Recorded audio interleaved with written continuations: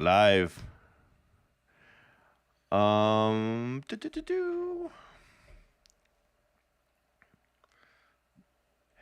Hello, everyone. We are live with Beth Roars. Hello.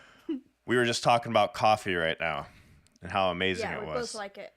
And I finished mine though. You finished yours? I've already finished it. Yeah, I just downed it. Now you see why I bring the whole pot, because, as we're talking, I can keep filling up. Yeah. Did you chug it? You chug your coffee also? Yeah, well, because also I'll be like into the mic, and you don't want that. Yeah. Oh, yeah. See, I never learned my lesson. I just sit there like an idiot and go. Yeah. There you go. Now you guys got slurping noises now. Enjoy. Enjoy. So while everyone's coming in, just tell everyone a little bit about yourself and welcome. I'm happy to have you. So. Hey. And for the people that don't know who you are, I'm what you do. Beth. I am a vocal coach. I have a YouTube channel. Actually, I have two YouTube channels now. One is on vocal coaching. The second one is me doing random things, learning things. But it's really new. And originally I was a singer, and then I became a coach, and that's what I do. That's what I spend most of my days doing. Yeah. Just spending time singing. Do you still try to sing for other people, or I'm sorry. I mean, do you still try to be a singer, or do you just do coaching only? Well, it's something that I'm hoping to go back to. I was until COVID. Oh, okay. And I was doing probably like a gig a week until then. Then I moved from London, so at that point, I moved to a different place where I didn't have any gigs. But that's a New Year's resolution to get back to doing a bit of actual singing again. Nice. Well, before we get started, oh my God, I already have like so many questions I want to ask you, but I'm not going to make the same mistake I made yesterday. So we do this little fun round of quick questions to get to know you real quick. Don't worry, they're super difficult. No, I was kidding. Yay! Yes, this is live, Andreas. This is live. What we do is we do these live, guys, and then we edit it, and then there'll be a nice short version for anybody that can watch the hour and a half podcast or whatnot. But, all right, here we go. What is your favorite food? What? Chocolate. Chocolate, which we were just talking about. And now you're going to try putting chocolate at the bottom of your coffee cup. Mm-hmm. Yeah, that sounds absolutely amazing. And that's my favorite drink combined. Yeah. I already know what the answer is to this question. I think I do. You might prove me wrong here. But what is your favorite drink? Tea. Wow. No, joking. It's coffee. It's coffee. I was like, what? I was really expecting coffee. What's your favorite animal? Oh, I'm so bad at favorites. I am going to go with baby rhinos. Well, in the Beth Roars logo, is that, what is that? Is that an animal or what exactly? I don't know. It's just a little thing I doodled. Okay. I'm going to say it's a dinosaur. Yeah, we could go with dinosaur. Yeah. It's an animal. Wow, I'm already. Who is your favorite vocalist right now? You know what, I don't know who my favorite vocalist is. I cannot tell you because I like so many people for different reasons that and people ask me this all the time. How about right now though? Like at this moment, who are you listening to? At this moment, who was I just listening to? I was listening to Etta James just before this. Okay. She's a great vocalist. All right. Well. There we go. We'll go with her.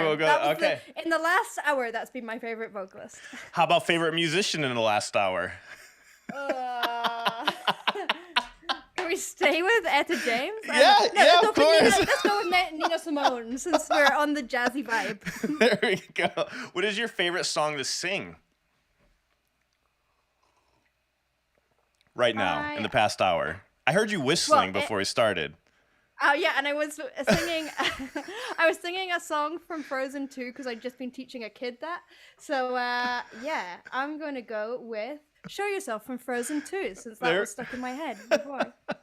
We were joking. I like singing dramatic things. Yeah. I think it's just fun to be like. Ah. Oh, what is the sing us something really dramatic that you Sing me like? something dramatic. I She, can't think of anything now. she's like, this is a weird interview. That's good. Put on the spot. I don't have any. I'll think dramatic. It's quite like if you were like asked to play something dramatic, would you not be like, ah? Yeah, I would. That's. I love the reaction to it. Andrea says that you love Leprous and Floor. I do love Leprous and Floor. That's true. Yeah. Floor's dramatic in her vocal style, I think. Right. That kind of. She is very dramatic. The way that she sings. Do you watch reaction channels? No. No, not at all. Not even a little bit. No. No. You know, it's That's weird probably 'cause smart. Yeah. Well, one, I don't want to like compare myself to anyone. Yeah. I just think that it's better to like, especially if I'm doing a reaction to someone, I just try to do it from like as much as possible. Sometimes I have listened to them before because I know the song or whatever, but I want it to be like an actual reaction, like rather than like I've watched someone else's and now I'm gonna copy their reaction. Oh, Even okay, I if get you what you're don't saying. mean to. Well, how about after Even if you you don't mean listen to, to you the like it. song? How about after you listen to the song? Then no, still no. No, sometimes I have like there, but I normally say like, "Oh, I have listened to this song," Oh, or okay. sometimes I'll like listen to a little bit at the start and be like, "Oh, that looks like it might be a good one to react to." Oh, okay, yeah. No, what I meant was like sometimes my issue is like there's some reactors I like yourself, like, but it's in a specific field that I'm not really talking about in my reactions. Mine's more about like, actually, you do touch on it though, but I always make sure that I've already reacted to it. You know what I mean? Like I make sure like I check out the ones I haven't done. But I mean I watch like your channel and Sam's channel for a completely different reason. That's because I'm learning vocals, so it's a completely different reason why I'm watching, you know? It's not really to get a reaction. It's more of like a learning thing for me when I watch them. But I get what you mean, because when I do reactions, it's more I talk about more the mixing and production, but you also do that too. So like I really liked your Pentatonix breakdowns and stuff like that, or when you're talking about the layers and stuff. So it's like, oh wow, she knows a lot about the mixing side of things too, which I guess you kind of do as a musician, right? You just kind of know how it's layered and all that stuff, right? Yeah, and I guess you kind of. Well, I've done a lot of, I've done quite a lot of musical direction stuff, so I had to do a lot of that sort of thing when I was doing that more. Ah, gotcha. Do you? I don't know if I caught this. Do you? I know you. I've seen you on piano. Is there other instruments you play? Like, what do you play? So, yeah, I play piano, but fairly badly. Like I'm like self-taught piano. I'm not like. I'm the same way. Yeah. So I don't know if anyone who's actually good at piano would probably be like, "You are terrible." That's fine, but enough to do like all like to basically. Enough to do singing lessons. But I also used to play a lot, but I have not played in years. But I used to play like professionally was saxophone. Yeah. But I haven't played it in years, so who knows if I can play it anymore. It's sitting right in this room, looking at me sadly, like, please play me. It's kind of hard when you're so busy that like they kind of get to 'em. All right. Oh, so I thought this was interesting. You just reacted to Misty Mountains or Cold or something. It was funny because Teresa, who's in our chat, she gave me that as a reaction right afterwards.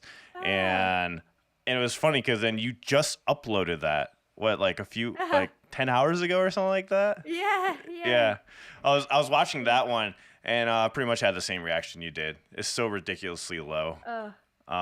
Yeah, he's ridiculous. And the tone is incredible. Yeah.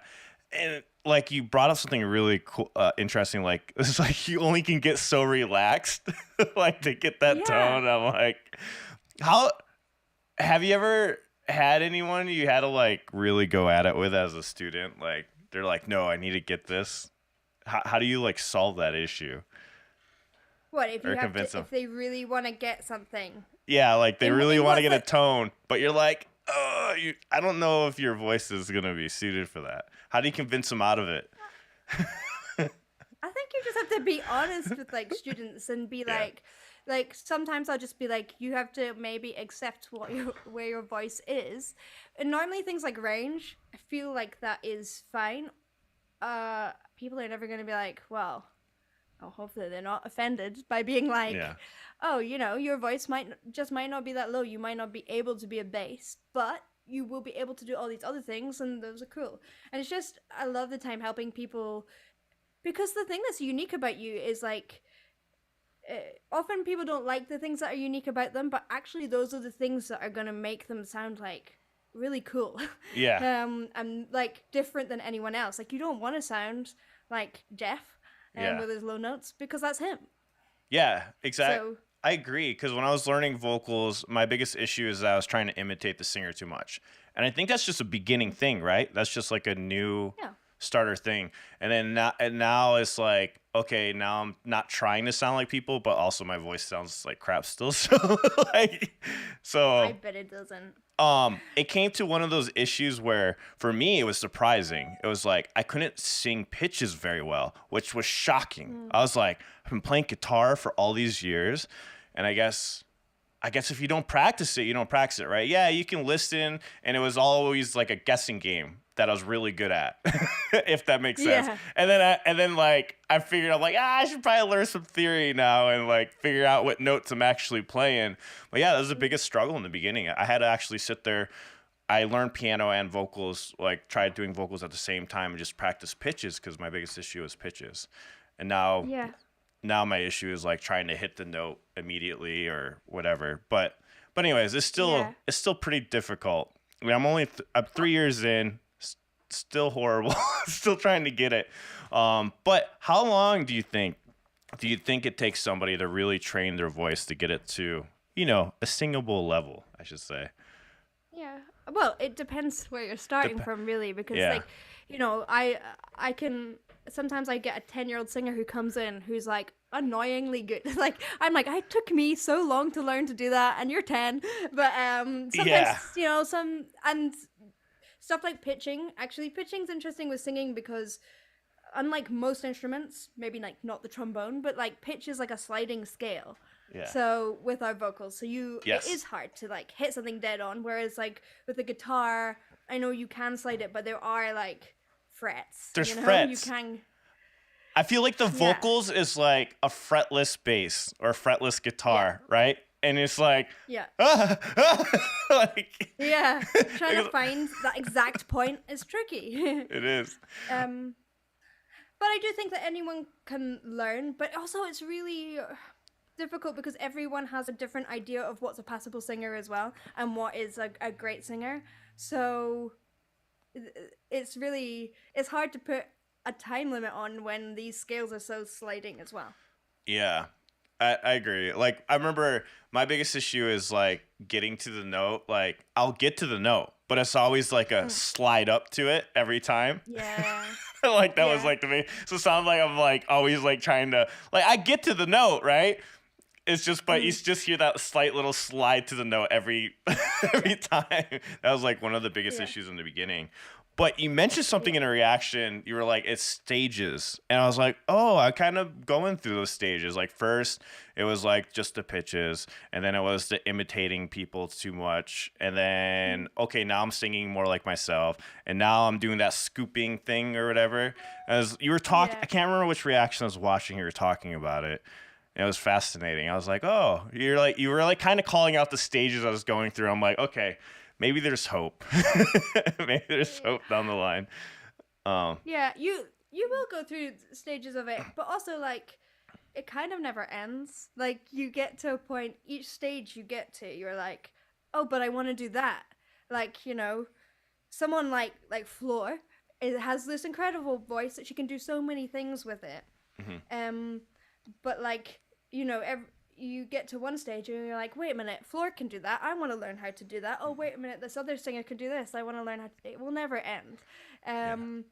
But you do get like more and more confident in like I guess the base level of it, I suppose. Gotcha.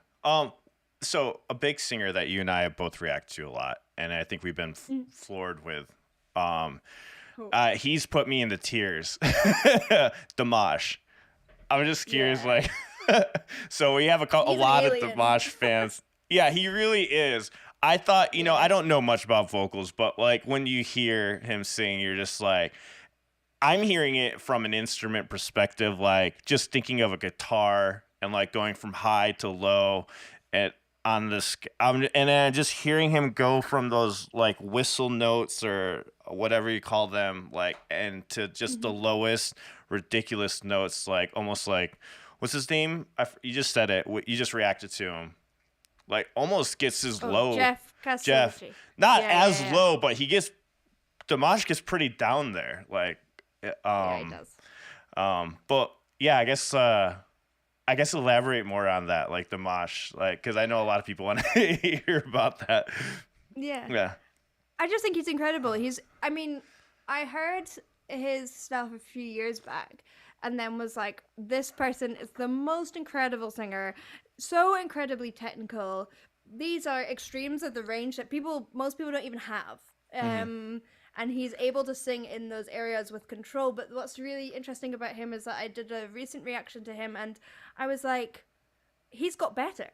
So he's obviously someone who just practices and practices and practices, like he must do, probably beyond what is actually normal for humans, because he is just incredible, and that sort of control. He is obviously incredibly talented as well.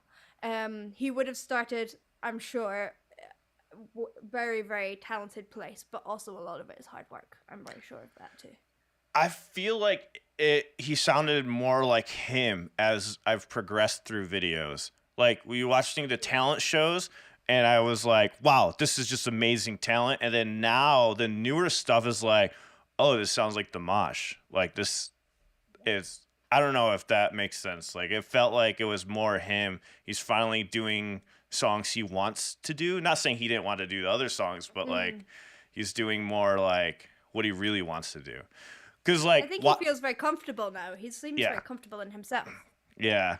So he just like, but it's just crazy how he just does it with like no effort whatsoever. I'm just like, I just sit there the whole time going, how is he doing that? It's kind of interesting you say that though, because I feel like when you get really great technique, it kind of feels, when you like master a part of your voice, it should ideally feel like you don't have to put loads of effort into it. And he is like that in all areas of his voice. Relax. Like, this is, yeah, he's so relaxed. Like, can you imagine singing that high and being that relaxed? And it's so hard because our voice is like so connected to our emotions. Normally, if we're singing high or we're making a high noise, it's because we're screaming or something terrible has happened. Yeah. So it automatically makes our body and our mind all kind of tighten up, and yeah. That's such a good point. We have to kind of detach from that and then re-put the emotion on top without the kind of physical, I don't know, repercussions of that emotion. That's such a good point, because that's what I've struggled with the most. First, it was relaxing. Still is, by the way. But I never thought about it like that. Yeah, because normally when you scream and stuff, right, it's in distress and stuff. So the fact that you have to be like, hey, pretend like nothing's happening, and I need you to sing this super high octave. Yeah. Exactly. But yeah, because it sounds relaxed. It sounds like it's just like, I don't know, it just comes out. But easy, yeah. It's so crazy how he does that and how he just keeps so relaxed. And then you had mentioned, like, when he goes on his knees, he's still relaxed, like doing all that movement, and then still keeping your vocals just completely chill and sing. Yeah, he's incredible. And look, I don't know if that is your level of like, can I become a decent singer? And Dimash is your level. Like, I have to say that probably most people, there's probably someone out there who can, but most people aren't going to be Dimash. Yeah, you know, he's a real one-off. You know. Yeah, for sure. For me, it's just like, just want to be good. Just want to be good. I want to be like, oh wow, that was really good. Like people would be like, oh wow, that was really good. Instead of like, oh, that was doing great. You know what I mean? Like it's one of those things because I play a lot of live shows and guitar as playing guitarist and stuff like that, drums, and you know the difference between like people like, wow, that was awesome, and then like, yeah, you're doing good, kind of thing. But so I guess that's my level of goals, right? I want to be at that level where people are like, oh, that was actually really good. That was pretty good. I'm not really into the like. I know it's not. That's a really crazy thing to do what Dimash is doing. Just that range alone, going from so low to so high, and like you said, he works at it all the time, trains it, and gets it all down. But the other issue What's is. your? Oh, go on. Oh, I was gonna say the emotional part has been the hardest for me. Is like when you get so involved in the song, like because when I always felt like when I detached the emotion, it doesn't sound as good, right? And then you're working on a technique, get it down, and then you're like, okay, how do I add just enough emotion where you're not in tears, but that interrupts the singing, and then but still does it. How do you do that? How do you pull that off? I think a lot of the time it's a really hard balance because you want to make sure that you can get to a place where with your voice that your I guess your body isn't like reacting to the emotions, so like you're not necessarily getting tense or anything like that. Or especially things like tongue tension, which is my personal nemesis in life. But yeah, I don't know. Then there's also an argument to be said for, in some ways, if you can understand, our voice is like really good at making emotional noises. Mm-hmm. We do that all the time. If we can find a way to do that, so like I bet you could sit here and be like like and scream and not be tense. Yeah. It's just, I guess it's just practicing and remembering how that sounds and how the sound feels in your body without that tension. Yeah.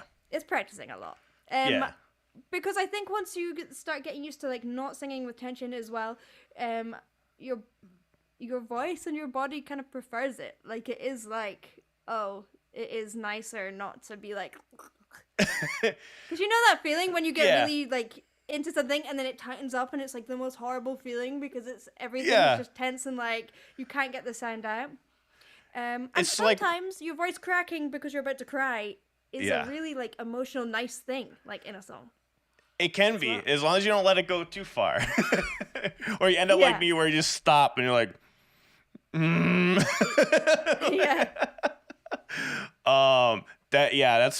that's been a weird one. It was funny because I was working on stuff, and Teresa, who's in our chat, shout out to Teresa. She's also modding, but she's like, you got any upbeat songs? I'm like, you know what? I need to sing some upbeat songs because all the songs I've been choosing are like super emotional on that end. So I started switching it up, and that actually helped, like going back and forth between upbeat and then slower songs. I thought that was that was helpful for sure. Doing that. Yeah. And it's just getting used to your voice in lots of different emotional situations, I guess. Yeah. I don't know. It is a really tough line, and it is quite personal for like different people, really.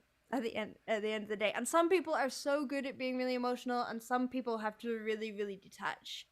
It really depends on like where you are with your voice and your emotions, I guess. Yeah. Yeah, guys, there's therapy that's involved with singing. No, honestly, really, I do feel like teaching can be like therapy. Like I feel like a lot of people like that's like a way of getting out your emotions. It's very cathartic. Yeah. Well, there's been moments where like I'll be doing lessons with Sam, and he was like, "All right, I see that you're about to crack, so let's do some breathing exercises." Like sometimes the vocal lessons literally turns into like getting it together, It's crazy. It's amazing how mental it is though, singing, because it is so much like a lot of the technique, especially with like pop and rock, you're not trying to sing a specific style so much. Like something like opera, you have to do very specific things to make that sound. Hmm. But like if you're singing basically anything contemporary, you can it can be quite close to your speaking voice, obviously with a bit of help in some ways, or different changes of shapes and things like that. Um, so people have to. I think that people just can really get in their own way, and I would be going through all this technique, and it's not working, and then I'll just be like, just stop, and this time imagine yourself singing it and being able to sing it fluently. And honestly, that often works more than doing any of the technique, which is really Yeah. annoying. Like, because it's totally like our brains get in the way so much Yeah, of it these really things. does. And myself included, like, all the time, I'll be singing something and I'll be like, this sounds terrible. Why can't I make this sound good? And then I just have to give myself a little pep talk. And then I'm Yeah. like, okay, well, now it works. Yeah. That's so true though. Yeah, because like you learn the technique. People like will for guitar players, they'll focus on technique so much, and their solo sounds robotic. You know, it just sounds like wow, they're really skilled and they're doing a bunch of awesome things on the guitar. But I can tell when a guitarist is there's emotion in the playing and not. You know, because you could tell that they used a technique to elicit the emotion better. You know what I mean? But it came naturally because you can't just like with guitar, like you can't just sweep pick and like do tapping and solos. It's all flashy, looks great, but it gets boring really fast after a while when you're not like trying to make it sing. And that's a lot of issues that I've seen with like really great players sometimes in the guitar world where they're just like they're very technical. We call them technical guitarists, and there's the people that like really like make it sing out. And vocals, there's no room to be technical. I can't imagine. I mean, I guess you can, right? Like the be straight on technical, but it would probably get boring really fast, right? Or if they were just like just focusing on hit the note perfectly, do this like without having any emotion in it. Yeah, I personally think so. I think that like it has to at the end of the day, your goal is to like make other people feel something. It's not to be perfect. I think. But Same. I do think I like a agree. lot of like, yeah, I like a lot of production maybe now. Like for example, I think like with the way that a lot of production is, it can make it almost that robotic sound with people dependent on the artist. And I often like there's so many amazing singers who are like within maybe like a pop genre, and then I'm not so keen on the production, and then I hear like an acoustic version and I'm like, these people are wonderful human singers. Yeah. Why let them sing like that? I want to hear that. But that's just it's not it's not for everyone. Some people really like that like really polished sound as well. So with like Pentatonix, you had mentioned that during Pentatonix. What is your favorite version of the Pentatonix when you heard them doing like the stuff that was just on the couch without production, or do you really like the production side of it? Which one is your favorite? I don't know, because they can be really produced, can't they? So like I love like their version of Hallelujah, but that is like really produced. I also love like when they did that like music throughout the ages, really early on, and they were on that couch, and so I do like both with them because I think it's really cleverly done. But I personally find it more impressive when it's just them, because I know that they're just doing it with their voices and they're not getting any help from reverb or layering or anything like that. Yeah. So you prefer the more raw then? Like I personally do. yeah. That's awesome. So you did some Japanese bands. You did Love Bites. You did Bandmade, and I can't remember the guy's name that keeps recommending them to you. But I wanted to say thank you for recommending those to her. What's his name? I can't remember. There's a Patreon that Who's? Oh, it's Shawnee loves Shawnee. them, Yeah. So shout out to Shawnee for introducing you to Bandmade and Love Bites. Our channel is really based off of Japanese music. We do a lot. I didn't see any other ones, but was there other ones that you did? I saw Love Bites. I saw Bandmade. I don't remember though. Who have I done? I think maybe that is the only ones I've done. Oh, my light went off. There was someone that I did really. Oh. Yeah, There I we go. You was look like, like Phantom of the Opera now. I was like, whoo! I'm gonna check. I've done so many reactions that I. Yeah, they were. I think they were pretty older ones. You did one bandmate. I definitely couldn't find another bandmate. Yeah, one, I definitely did. Dir En Grey. They're Japanese, aren't they? Yeah, Dir En Grey. There you go. That was the one I Yeah. watched. But it's funny because I watched the Dir En Grey one a long time ago.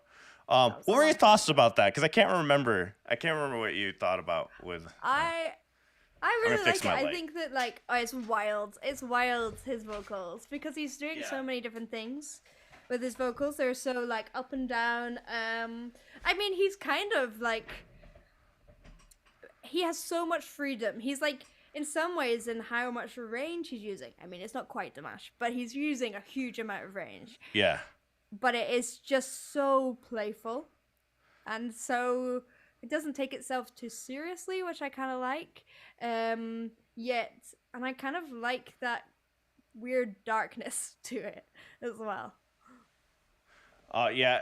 Those screams that he lets loose too. We were talking about relax. His screams seem relaxed. When I did Venushka, just the way that he screamed, you could feel like the blood curdling like emotion from him when I did that song. Venushka was a really, really strong song by him. By Dir En Grey, Well, that was really that's a good. perfect example. Yeah. That's a perfect example of that like ability to put emotion on without it like seeping into your entire body. So like your body's like prepared and ready to sing or to make like this sound, and then you let that emotion come through. He's so good at that. Yeah. How do you control it? Do you ever have that issue? What was your biggest issue with vocals, like doing it? Oh yeah, that's my brain is my biggest issue, I Your guess, biggest issue? in life. I think it's everyone's biggest issue, isn't it? Brain, and it could be a motherfucker. Yeah. Gets in the way a lot. Yeah, it does. It really does. Do you have? I just sometimes it's just accepting that some days it's just accepting that today's not the day for like a certain note. Some days it feels really good and really easy, and some days I just, as I say, have to give myself a pep talk and be like, if I'm doing like some sort of extreme vocal. But normally if I'm going into something from a place of like fun, Yeah. then it's normally fine. It's as soon as I get stressed and I start to feel like I put expectations on myself. So if I start to feel like, oh, I have to make it sound like this, then automatically it just ends up sounding like neither like the thing I want it to sound like or anything good. But as soon as I'm having fun, it might not end up exactly how I imagined, but it ends up normally something that sounds like Relaxed. authentic and nice. Yeah. You're probably more relaxed, right? Like when you do that. Yeah. Yeah. That's I the think we thing. put so many vocal expectations on ourselves Yeah. all the time, and it's a pain. Have you had a like significant embarrassing moment that you've went through with vocals? Loads. Oh, so many. You're like, too many. Let's not talk about that. Yeah. I think that's part of it though. Like I had to go, before I was doing just teaching as much, I was like I worked in musical theater, so I was like acting, singing, and like sometimes you have a day where your voice cracks, you're a bit tired, whatever, it just does that, like, or I was a bit stressed that day because you're doing like 8 shows a week. Your voice just learning to accept that you can get consistent, but you can't get 100% consistent, and that I just kind of think that if, especially with live stuff, although it's less applicable now because everything is recorded, but once I've sung that note, then it doesn't exist anymore. So I just go into it with that idea, like, it doesn't matter. Yeah. That doesn't exist. It's transient. Yeah. So you said you were doing the learning stuff on your. I saw it on your main channel. So you started a second channel for all that. Yeah. So what's the most fun thing that you've learned so far? I really love doing circus skills.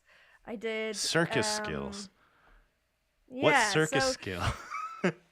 So climbing up like ropes and silks from the ceiling, and actually, if you've seen have you seen any of like the Epica videos? They have the people who hang from the ceiling and they like roll down on the bits of silk. I haven't seen the Epica Um, videos, but I know what you're talking about. I've seen that happen where people roll down.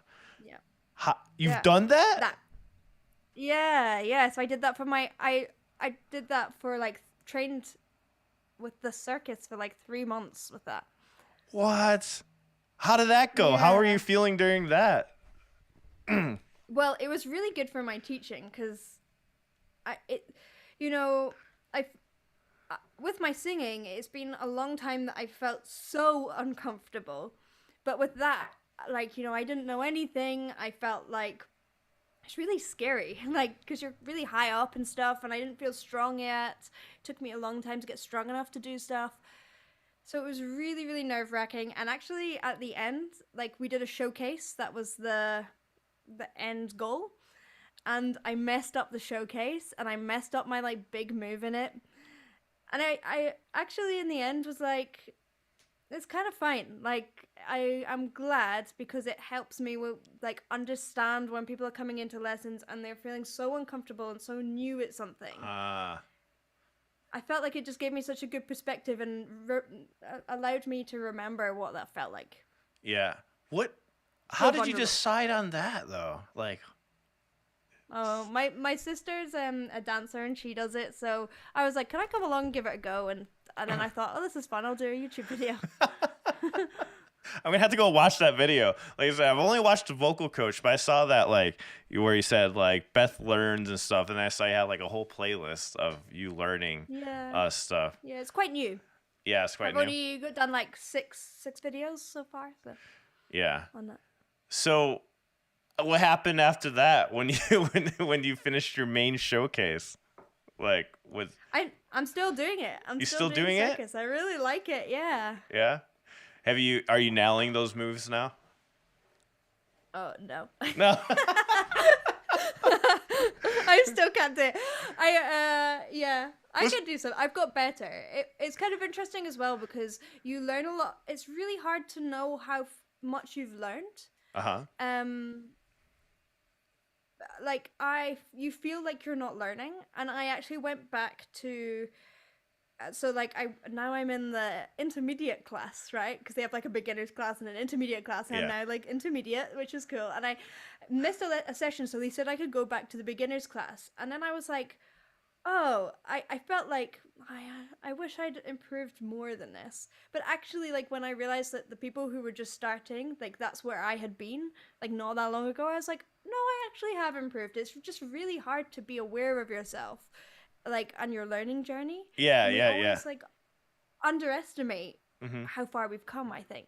And I find that with students as well. A lot of students are like, I feel like I'm kind of stuck with it, and I'm like, but you were doing this last week, and this week you're doing this. I'm that student. I'm that student. Sam tells me all the time. He's like, dude, you don't know how far you come. And then luckily I documented when I first started. So I just released that on our Patreon, like the whole series of it. But Martian Music from the chat says he's going to go look you up. And he said he wishes more music in different genres. What do you mean? She has tons of music in different genres. Yeah, I feel like I do lots of different genres. I'm about to say there's quite a bit of different genres on there. But thanks for the super chat, Martian Music. I appreciate it. That's so cool. That's so cool that you took the time to learn something that's completely outside of music. I've always thought about that. Like, man, I should go back to it because I used to like skateboard and stuff like that, and I stopped because I didn't want to injure my hand and stuff like that. But I've just been learning like music stuff. I guess the video and all that stuff. But how'd you get into YouTube? Like, what made you decide, hey, I'm gonna do this on YouTube and do the reactions? I honestly like a friend of mine just said I should do it. I was working as a musical director for cruise ships, and I quit that job For cruise ships? Like, right. Yeah. How does So wait, hold on. How does that look like? What? So each cruise ship has like a production show on it. So Yeah. I would like make the vocal arrangements and teach people the vocal arrangements, and then do the rehearsals and send them out onto these cruise ships.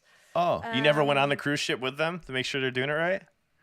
I did sometimes, but normally, like, everyone would be like, "Oh, it's super glamorous," right? It's not. It is not. I mean, they were like, I remember, like, we went to the Bahamas once, but actually we were in a dockyard, and then they switched off because there was no passengers. They switched off, like, the electricity and all the water supplies. Oh. So we had to, like, live on this thing, and, like, the toilets were all clogged and gross, and it was hot because they didn't have any aircon. And I was like, I can't believe I've gone to the Bahamas, and this is it. So you went to the Bahamas, and then they're like, no more utilities. Gone. No utilities. And I was, like, in the boat, the dark boat, couldn't get off the whole time.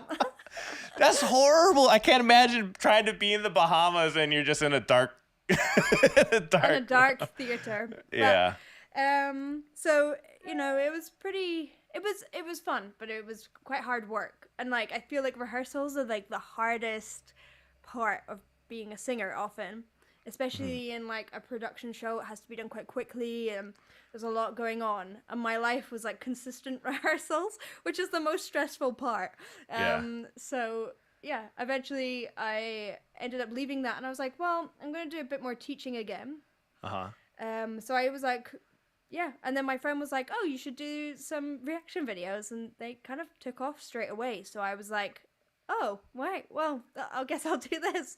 It's always a friend that tells you to do reaction videos for some reason. That was the same with me. My buddy Eric is all like, we should do reaction videos. Yeah. Oh, the friends have a better idea of your life than you do, or than I do. So, yeah. So what was the most, doing these rehearsals, how did that go down? Like, what was stressful about these rehearsals? Because I can't imagine, like, getting, I don't know how many people he had, how many groups of people they had to get together and get on time. How does that feel, doing those? Yeah, rehearsals are, well, we normally had 4 shows that we had to learn. And they were like 4 different genres. So we'd have an opera show, a jazz show, and then like 2 other genres. So it might be like Spanish music or Irish music or Queen. I don't know, something random. And yeah, then we had like a cast of 6 people. So 2 opera singers, 2 pop singers, and 2 musical theater singers. And they all had to sing each other's genres, which was kind of tricky because, you know, like the opera singers aren't trained in like pop singing, the pop singers aren't trained in opera singing, so and then we had 10 days to get everyone to learn 4 shows. Yeah, it was tough. They were sent out like all the tracks, so I would have like basically the backing tracks, and I would like layer up the vocals and send everyone their vocal line that they had to learn, so they would have had that for like a month or so before, so hopefully people learned it, but not everyone learned it before, even though they should have. You could feel the stress when someone comes in and being like, you didn't look at it before. I still feel that stress. We have a lot to do. So it would just be quite a lot, and then running that, and it just is, it would be kind of cool. Sometimes you get like a cast and everyone's like, I've learned it all, we're all good, and it would just be piecing it together. And sometimes you get a cast where no one had looked at it or learned it, and I'd be like, okay, it's gonna be a tough 10 days, let's go. Yeah.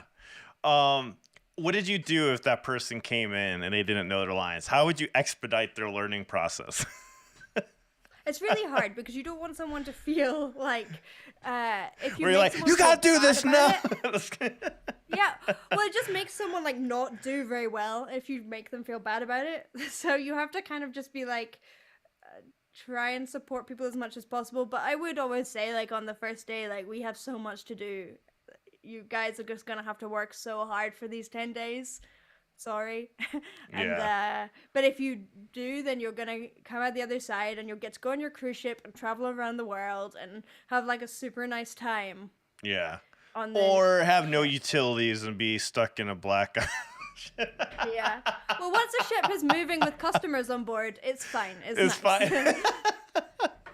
So you didn't get to leave the ship when you were in the Bahamas? You had to stay there? You couldn't like go out? I got out one night, and that night we went to a bar that was in a shipping container, um, and yeah, that was my only evening in the Bahamas. But I didn't even see a beach. Oh wow, that's so Yeah, crazy. So you went to the Bahamas and didn't see a beach. yeah, That's a first, I think. yeah. Yeah. And we would go past like places. Like once I went on one that went around Europe, and like we went past like Venice and like places in Greece, and I was like looking out of the window, like the porthole. Now we had a nice, just being like, oh, I want to be out there, but it it was cool. Like I really enjoyed doing the job, and like Yeah. I really enjoyed like the process of like putting together an entire show and then seeing how it ended up. Hmm. From like we would start in the office like devising it, and then how it would end up by the time it got on the ship. That was cool. That's awesome. That is really cool. So you did all that. So after you started doing reactions, then what happened? You just decided to do music one-on-one teaching after that, or did you keep doing all the other Yeah. projects? Yeah. Well, I had always been doing one-on-one teaching the whole way through. Yeah. So, like, I would do my rehearsal periods and then still be teaching in the evenings sometimes. Hmm. And also, like, when I was just working in theater and singing, I was still teaching on the side. Hmm. Um, yeah, and that at that point, I've just always kept that up. And as I say, I've always got some other project like learning how to do circus skills or something like that. But so it's constantly kind of evolving a little bit for me because I get bored too easily. But Yeah. teaching never bores me because it's like really interesting new It's people all different. the time and Yeah. different people every day and new things to learn. I'm the same way. I get bored easily. Like this is why Mm. I've had like so many channels. I've had so many Yeah, YouTube okay. channels. And so like I want to do Yeah. this and then do that and then do this and then I want to do that. Mhm. And like the worst thing too about doing YouTube is like every time I'm doing something outside, you're just like, man, I should have filmed that. That was like the hardest thing to learn Yeah. is to be like, hey, Yeah. not everything has to be filmed. Like, Ellen, calm down. It Yeah. doesn't have to. Everything doesn't have to be filmed. Yeah. So I'm making sure you take off time to just be like we went on like a really nice hike last year, and then my partner was just being like, oh, maybe we should film the next one, and I've been like, you know what, no, like this is like our time just to like go and walk in the mountains, and I know it'll be like beautiful and lovely, but actually this is my time like not to share with other people because everything else I kind of do. well, you know what I'd like to like. This is why I stopped doing. This is what convinced me to stop trying to film everything. Was I have stories to talk about, on podcasts. Mm. Let me paint the picture for you. Just telling you the story. Mhm. I mean, because there's some stories like that. I'm happy that there's nothing filmed. I can just talk about it. Yeah, yeah. Because I don't know. Because then I feel like when you start filming and stuff, you don't actually really enjoy the experience. And then actually, I don't know if this is true or not, but like I feel like when I film something or I film like a journey that I'm on, people say they do that so they don't forget it. I actually forget about it quicker when I Oh, film it interesting. rather than if I'm like fully just enjoying what I'm doing. Because then I always remember it and then I always want to tell the story about it. But I feel like when I film Mm. it, I get disconnected, you know? That's Uh, interesting. I don't know if that makes Yeah. sense. No, it does. It does. I think that there's like it's interesting that you say that because I do think that there's like a thing about YouTube that it's allowed me like different experiences that I wouldn't have otherwise. And then there's every now and again I like do have that moment of like maybe I should just do those things without it. Yeah. But I also really enjoy the process because I think I enjoy the process of like making it into a little thing, Yeah. like a little piece of something. I don't Yeah. know. Like I know I'm not like the fanciest editor in the world, but I like editing them and putting them together, especially on this new one. Yeah. I think it's just making sure you don't get overwhelmed by the amount of stuff because you can end up being like or certainly I feel like I can end up giving myself more and more things just Yeah. because they're fun, and then I have way too much, and suddenly I don't realize until it's way too much, and then I'm like, this is really overwhelming. I have to Yeah. do all these things. Yeah, I think it depends, right? Yes, like if you don't overdo anything, right? As long as you do it in moderation, I think that goes for anything. That goes with like eating, Yeah. filming, doing everything. Yeah. Yeah. It's hard to do though, because when you enjoy something and you're passionate about something, it's, at least at first, you just really want to put everything into it. Yeah. And you just started a podcast, right? My And podcast has been going for quite how long is a bit I of didn't time, realize. actually. How long has that been going for? Like 2 years. 2 Probably. years. But Wow. I don't release stuff that often, to be fair. Oh, okay. It's like a very gentle release schedule of like when I have time. So what do you do on your podcast? I haven't heard any of your podcasts yet. It's a combination of either just chatting to people, so either like experts in their fields, normally it's music related one, Mm-hmm. or sometimes just chatting and going a bit more in depth into some of my non-reaction videos. So when Yeah. I like maybe do one on, I don't know, Autotune, then Yeah. discussing that and all the research that I did but didn't get into the video. Oh, okay. What is one of the fun ones that you did that you got to elaborate on? The Autotune one was kind of an interesting one because it's just a really interesting subject of like what's acceptable and what isn't, and what's fake and what isn't, and it's a really difficult line to draw, and trying to understand where like how the music industry makes people feel, I guess, or artists feel. It's so much pressure. Mm-hmm. I felt like that was kind of interesting, talking to different people about that and finding like different people's perspectives, because everyone has a really different perspective on it. Some people are like, blah. People are like deceiving us by using autotune, and some people are like, oh, I understand why they would do that because it's a lot of pressure. And Yeah. I can see both sides to the argument. So what is your argument on autotune? I'm curious. Like, have you used autotune yourself? Have you what do you think? When do you think it's necessary and not necessary to use it? Because I still feel like when you sing, you still have to sing on note for it to sound good. Because you can sing way off and use autotune, and it's gonna just be like. It's gonna be like Exactly. you still have. I always tell people you still have to be relatively close to the note. You do. Because if you just slap on autotune, it's not gonna sound good. Yeah. And there's a difference You between. can't make someone. Yeah, go on. I was gonna Sorry. say like there's a difference between like autotune using it for a tone or using it because it does have a tonal thing that you can do. There's some I know I've done some mixes where I've had a clean vocalist and they sing pretty on note. They're pretty good, but I have a layer that's autotune and then I keep the original layer because it creates this stereo spread that I like where like it's Nice. you purposely put it off tune because it gives it more of that depth of range because when you're looking at the meter, it's only like a decibel or whatnot. So, Yeah, I think that like people don't realize that basically everything that you hear probably has a certain amount of like it's on so much, and it's not like autotune, is it? It's like using like Melodyne or something.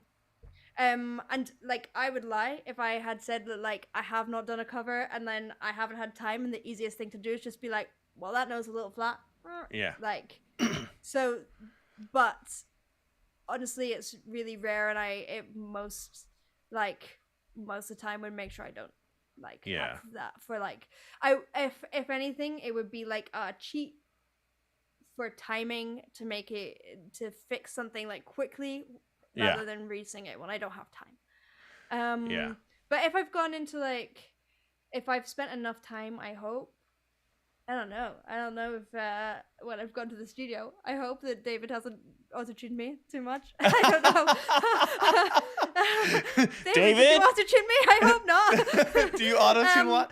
But sometimes sometimes you get that performance that you want, right? Like the perfect amount of like Yeah. tone, and you're like, and then you like try to And then that re-sing one it note, again. and you're like, Yeah, it's like it's just one note. And by the way, too, like for mhm, people listening, auto-tune is not just to tune the vocals either. It's like you said, timing. It's sometimes mhm. one note was too quick or too back. And yeah, of course if you change that and you get this warpy sound, then yeah, you have to re-sing it. But not all the times. Not all the time it works. I don't some tuning softwares let you do that, but yeah. Yeah. But I don't think that like I think that we expect as an audience like a real level of perfection, and that can be a little bit of an issue sometimes as well. Yeah. Like, could you like? I feel really bad for like so someone who's well known for it is like Ariana Grande, who by the way has a fantastic voice, Yeah. but also is known for doing autotune, is known for lip syncing. Mhm. Um, but can you imagine if she got a note wrong and how mean people would be to her? Like Yeah.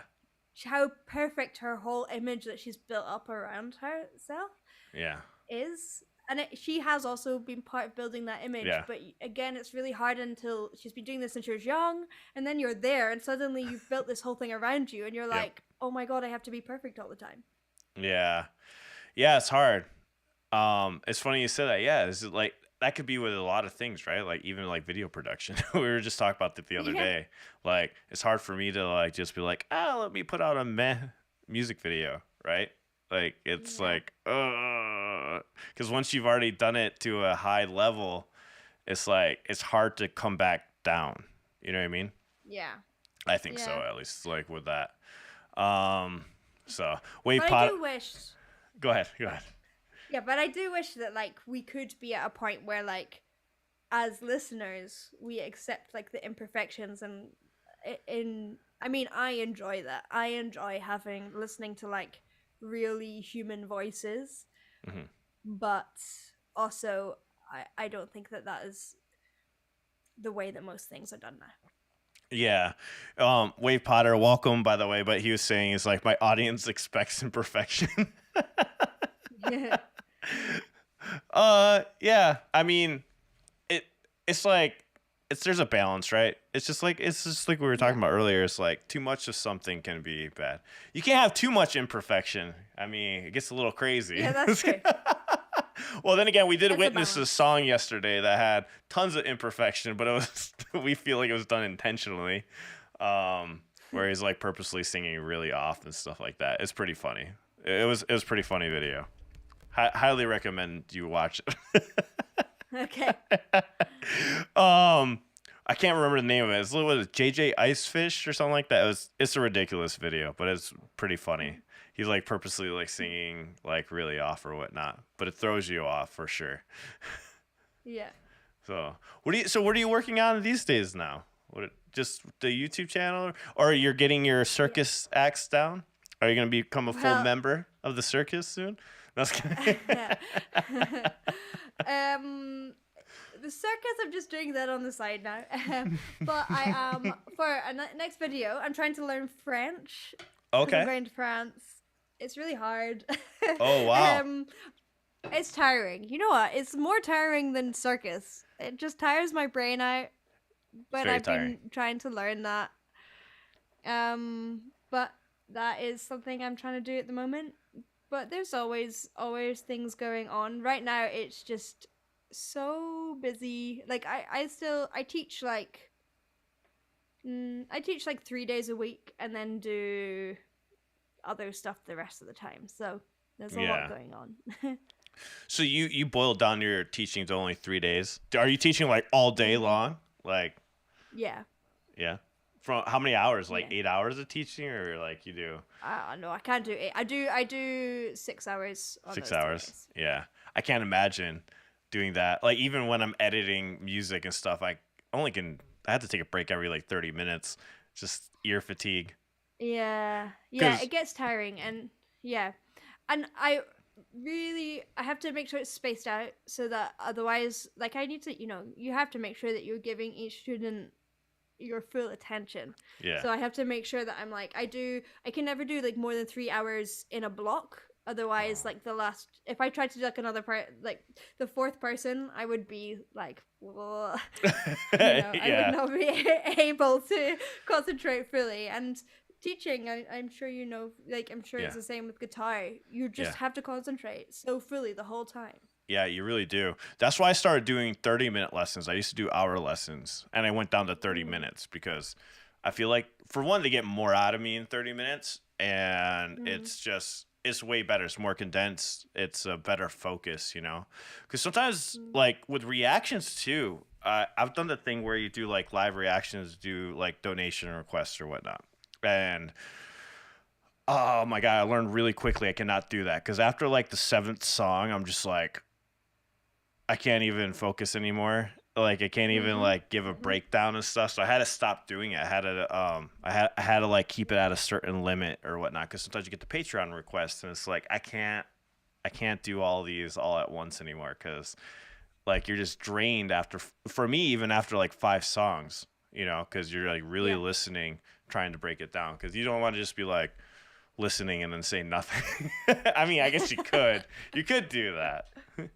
Do I'm you sure people do that, but do you break out your reactions? Do you do them like separately or do you film them all at once? uh, I normally film like I would do like 4 on a day. 4 on a day. But like I'll have like I'll do one and then I'll like so I have someone who edits my reactions for me, but not my other channel. But I just then will like take time to like download it, put it in the Google Drive, go get a cup of coffee again, and then Hmm. like chill out in between each one. Otherwise, yeah, I become like a potato. Yeah, that's a good idea. Just chill out and just put them on there. My thing is I would go way too much in the editing of the reaction. I'd go a little overboard. Mm, Yeah, with mine. Like zoom ins and all that stuff, and then like now that I introduce more technical talks, because I used to react with somebody else, and now that I do it on my mm, own, now it's more technical talks. So it doesn't have the need for like changing camera angles and all that stuff. yeah. So it's a little bit easier, but Yeah. It's like trying to make it more simple for yourself when you're doing these. I don't know. It's so easy to get like focusing in on all the little details, which I mhm. guess is part of being a reactor anyway. But yeah, I try to. I'm not very good at it, but make it as simple as possible for myself. Yeah. Wade Potter says he enjoys your breakdowns of the vocals and learned a lot about falsetto and head voice textures and stuff from watching the Beach Boys video. I have not seen the Huh, Beach Boys video. there we go. So what are those? What is your um What are those? yeah, falsetto and head Uh, voice for people that don't know. So if you do like a woohoo, woohoo, that's your head voice essentially. It's because there's a lot of You're debate on those for some reason.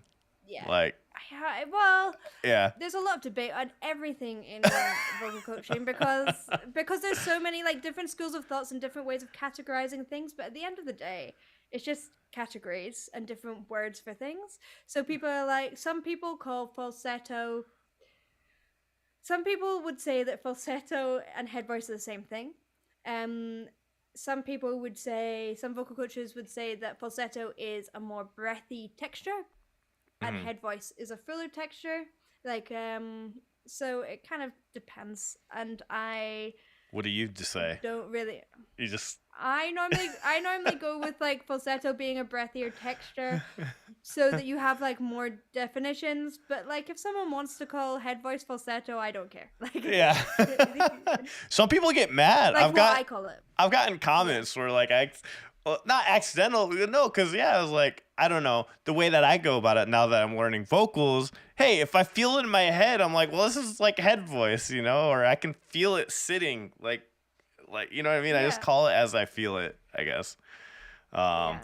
Well, that's where it comes from as well. And also yeah. everyone feels it a little bit differently. That's true. And also there's a whole, like, some people, honestly, it's like, I'll be like, where do you feel this note while you're singing it? And someone will be like, oh, I feel that in my ears. And I'll be like, I've never felt a note in my ears, but there we go. Like, fine, it sounds great and it sounds healthy. If that's where you want to focus the sounds, then it works for you. I'm singing in Earvoice. Yeah. You should start using that during the reaction. Be like, hey, so he's singing in Earvoice right now. He's Yeah. So people would get so mad with me though. They would get so mad in the comment section. It would be like the worst comment section ever. You should do a purposefully troll video, just like the message people, and you just say all the wrong thing. Oh yeah, he's really singing in his teeth, and like, really throw everyone, and everyone would be like, "What am I watching?" Or they'd be like, "Oh yeah, I'm gonna try," just sing in their teeth. People just going like that. Kind of aggressive. I'm not sure. What's the hardest technique you've had to learn vocally?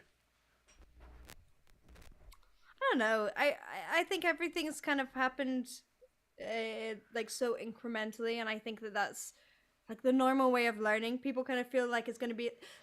You do get, like, when I first get a student come in, you get these little moments of like, aha. But then often it's a very like incremental process, with little aha peaks, and it flattens out and goes up. So I don't think there's like one thing that I've been like, oh, that's particularly harder than anything else. They're all hard. Oh, you know what? Actually, yeah, I've thought of it. I know what it is. I used to find it so hard, and I'm not naturally good at agility. So gotcha. I would be like it just all slide together. And I used to find it really hard to make it defined. Yeah. And still, I don't feel like it's like my natural thing. Like, I'm not a riffer. I don't even really like it that much as like I find it really impressive, but I don't like it as like, it's not something I listen to. I wouldn't listen to like, a big Christina Aguilera riff. Yeah. So much. They're saying in the chat, Matt Knowles was like, it'd be a great April Fool's video. And then Teresa said, you can hear how the kneecaps are engaged in the sound. There you go. You got an April Fool's video. There we go. Those kneecaps. They're working hard. You know how many people will not realize it's April Fool's, though? They'll be like... Yeah, exactly. I've heard that happening. Some people will release April Fool's jokes or whatever, or videos, and they just get livid in the comment section. That's probably what would happen. Yeah. That is probably what... It's YouTube. There's always livid people in the comment section. Oh, man. Yeah. I was gonna ask you, but so you are when do you have to go? I don't want to accidentally go past the time. Are we nearing that time already? We're nearing that time. Okay. Give me a question. Wrap it up. We'll go for one more. We can wrap it up. Let's talk to the chat. We'll talk to the chat to wrap it Okay. up. To wrap up these last 3 minutes. Guys, do you have any questions for Beth Roars? Make sure you follow her. Let's talk about your Patreon actually real quick while we're waiting for people to ask questions. Tell everybody about your Patreon. What do you do on there? What kind of perks do they get when they join? All that good stuff. Because I really think it's important to support musicians and their work. So tell them about it. Mostly, we do a vote every week as to like patron reactions, and it's normally like defined by a theme, so something random. Like last week it was like Scotland, and we had all Scottish people in it. And we also do patron parties where we have like listening parties of, so I guess essentially a live reaction, but it's all of us listening together. And yeah, we at a Discord where everyone chats and shares all their own singing journeys as well, which is really nice because people share their songs and things, which is cool. That is awesome. Let's see what we have. Do you offer curling instruction? What is that? So I did I'm lost. a curling video. A curling video? Yeah. Surfing a song wave. Surfing a song wave. I wonder if that's like Greg or something. There's if you're Greg, I know it's you, and if you're not Greg, I don't know who you are. That yes, imagine if I did. I was so bad at curling. We did curling on my other channel, and You're it's a talking about winter curling Olympic hair sport. or a No, sport? it's like a sport. The sport where you have like granite blocks along the ice. It's my Oh, hometown is loves curling, right? We have like all these it's in my first fact, time hearing of it. yeah, you have to go check it out.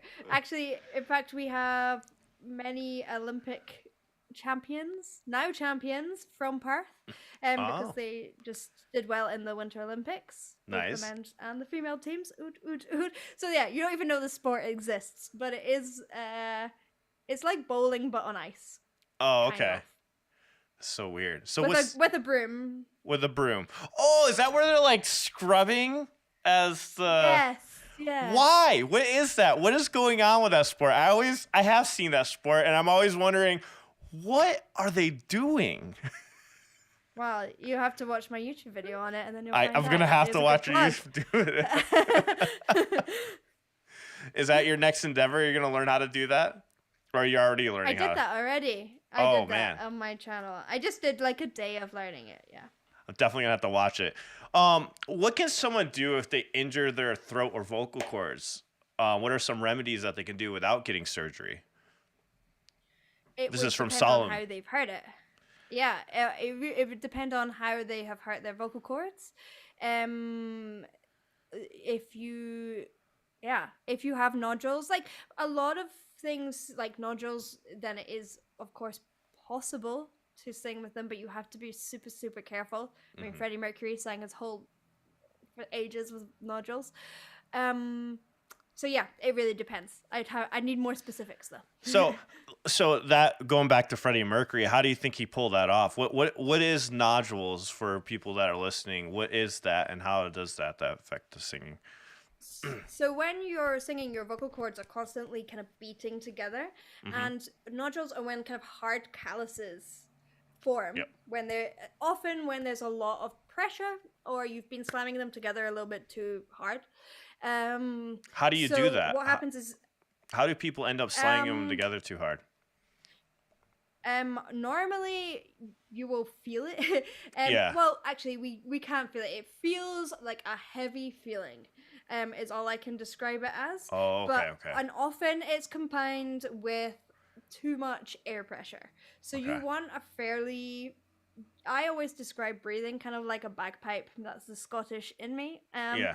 But you kind of like filling up with air and then like kind of gently squeezing it out. And like if you squeeze a bagpipe too hard, like it Yeah. does not make a nice noise.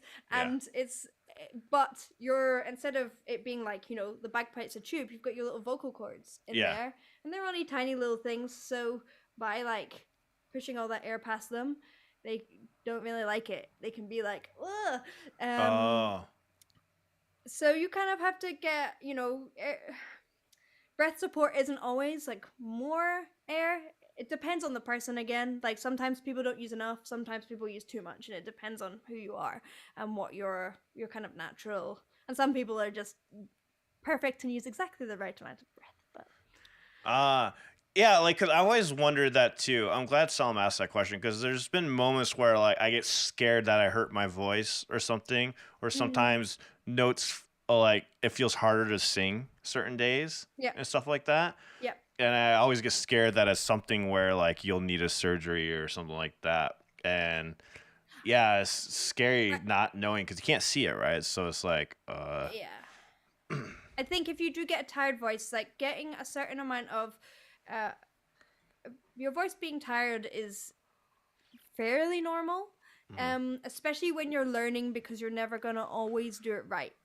Um, Yeah, but if it does, you need to rest and just take some time to like chill out and let like any swelling of the vocal cords go down. Often that can be a thing. It doesn't necessarily like your vocal cords swell and go down like all the time. hmm, So like don't be alarmed by swelling of the vocal cords. okay, But I think that most of the time you can either like there are big times where you can get something horrible happen.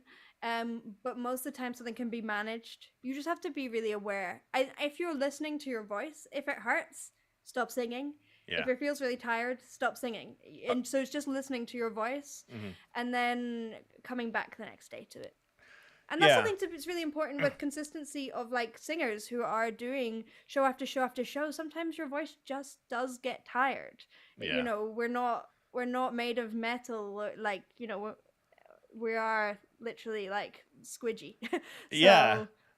It's organic instrument, right? It's like it's organic. And it's like being an athlete. Yeah. If you like, you know, feel some pain, you kind of have to judge a little bit for yourself.